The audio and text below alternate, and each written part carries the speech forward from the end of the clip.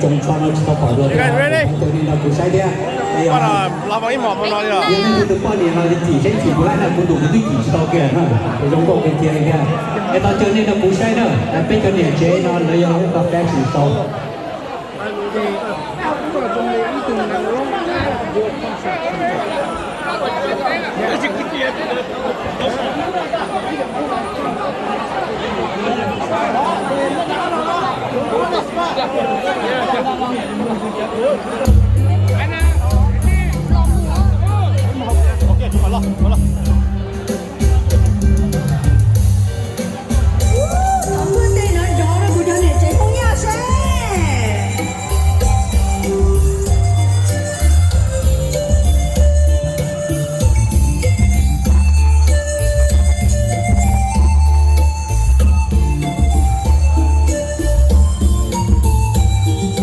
nhớ về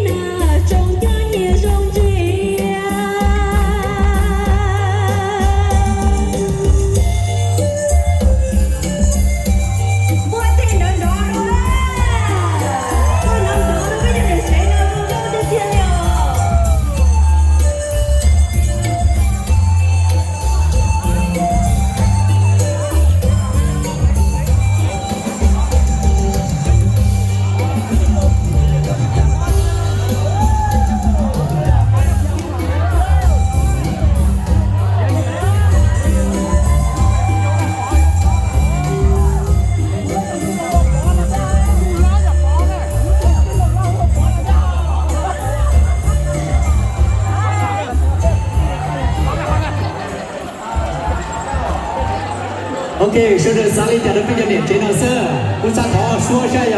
20 了。OK，here we go。OK， 出生在不呢，出生在不要 special thanks to 嘛，多年节我 create 了要起，然后被来干了呢。ตรงนี้เนี่ยใส่จ้าเนี่ยใส่จ้ายากูสอนถอเจอเนี่ยใส่จ้าแต่ใส่จ้าเดี๋ยวเราติดน้ำก่อนกับโป้ตีเลยตื่นก็ย้อนตัวนึงมันเป็นสื่อจ้าเปลือกเนี่ยยังเป็นในโซตาหอเป็นอะไรเจอแปลเจ๋งก็ย้อนตัวชูชีพโซตาที่อยากจะเจอเป็นจิ๋งปอดลีนอนน่ะเจ๋งก็ยิ่งชอบเป็นตัวในโซตาเราจะรอกันนอนเที่ยวแต่จะรายการอะไรยังการตัวเป็นเราติ่งของนอนเที่ยวเราเชิญเราเป็นเจ๋งอย่าเรียนถอเจอใส่จ้าที่เนี่ยใส่จ้าน่ะก็ย้อนตัวมันเป็นสื่อจ้าเปลือกเนี่ยเราเป็นเจ๋งหนึ่งน่ะOK， người giáo tụi nó bên của tên tao dạy người nào bên cái món chỉ chờ go. Yo, ni mà hay ta play luôn, bạn à. This is gonna be the year to remember. Woo, everybody's so excited. Oh yeah, bây giờ là Jana. I feel like you guys have a bond tonight. You built a bond tonight. Oh yo, tại bây giờ chị chầu bê ha, nhua rồi. Em là món à? Ơi, lười sông. Bây giờ sông ba đấy. Lười sông. Ni mới học gì được bê lười sông bê hoa đó. Yeah, yeah. Hay cô sai này biết chưa thế là lúc đi chị chầu bê thế gì như nhua thế. Yeah. Yeah. Là lúc đi chị chầu này ta chị chầu bê nhua thế hả?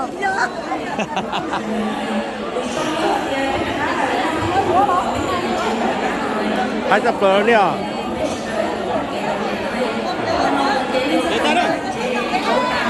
Yep, yeah.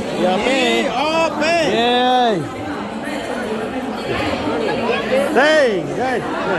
Đây cũng tôi bài gặp nhá.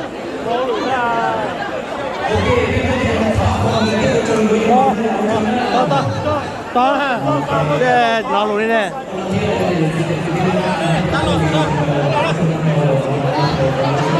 Chúng nó bây giờ là chế nó học cầu sao Arkansas, Missouri. Sẽ là tôi chỉ còn qua cái loại này nó biết cho nó hai tập rồi. Okay. Our best New Year so far. Ready, 1, 2, 3, go.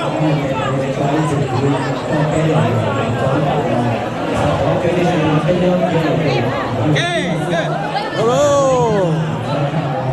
Tôi nhà trẻ, tôi cho bắt đầu. Oh yeah, let me finish. I got to do some interview. Yeah.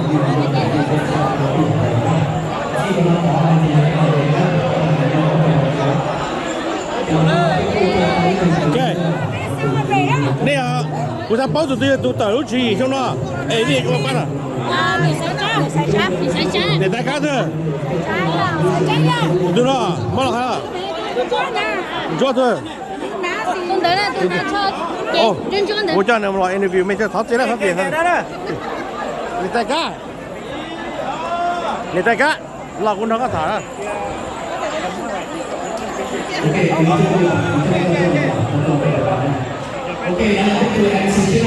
Cô nó lại thì có tên nào có nó tên nào có nhau không? Cô nó lại thì okay, there we go. Yeah. Okay. The queen today.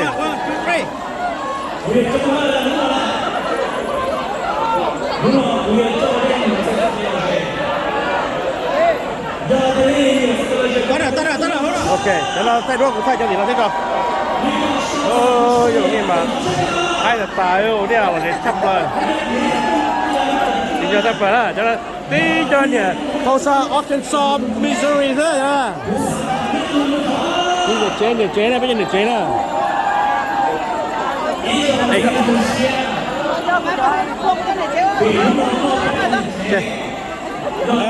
Cô ta thích bỏ, cô thích chụp nền chốt đen, cô thích chụp bỏ cái nó có mình nhớ không là? Oh my god. Ok, đại ca. Có xong nó có xài chả có thế hả? Thì còn lấy còn đi cho nền chế tôi mua cái kho kia rồi thì biết sao đâu mà, tôi sai mà. Cho bé cho nền chế nó đi trong mua bình sứ thế nhỏ. Cho trời tác động của là trẻ xa thì nhóc mà là một chị tông quay phát thì lâu trẻ chúng nó cũng biết xa thì không quay từ trẻ thì lâu trẻ làm tao để có tôi đi nữa là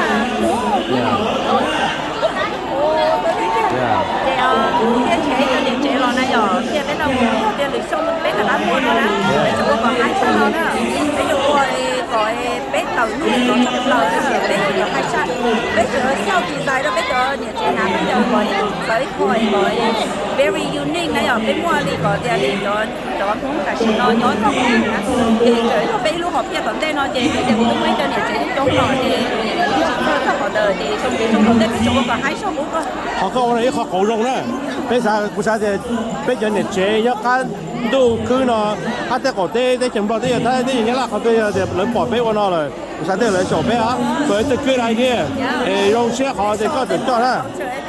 Yes. Yes. Nên mua đi cho biết hả là xin nó là tốt đâu à tại cho chia đi dài là xin nó đi biết phải số tiền muốn chỉ đâu để mình được công ty đi mà biết sao mà mua đâu cho trong đi trả lo của nó để gọi sẽ được khỏi thì còn tên nó đều biết được còn trong số nó trong nó mà nhiều khỏi biết họ khỏi gì bị cái này rồi xong mà biết được là hai cái nó đâu 個白隻雷送俾佢閪妹咋，聽啦。 餐nó này ý thức của cái lì xong mất cầu kia sao OK. OK 我做那 Yeah. Oh my God! Everybody's celebrating now. Oh yeah, everybody's celebrating now. Look at this.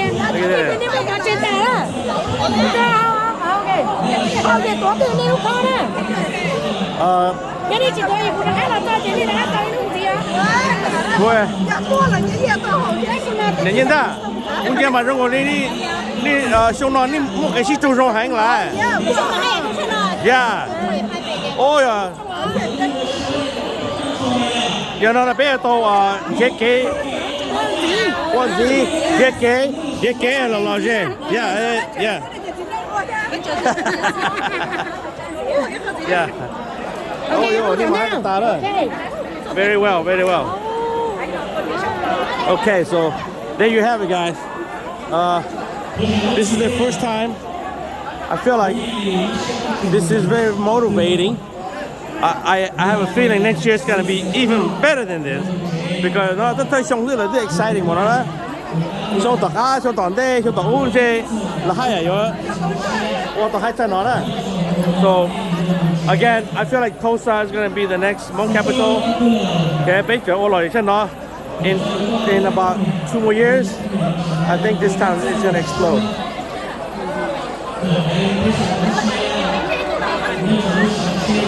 So there you have it, guys. I am going to end this video until next year, until the next party, and I'll see you again. Bây giờ lên rồng đây, luôn bên đó sắp rồi sửa. Alright, bye bye.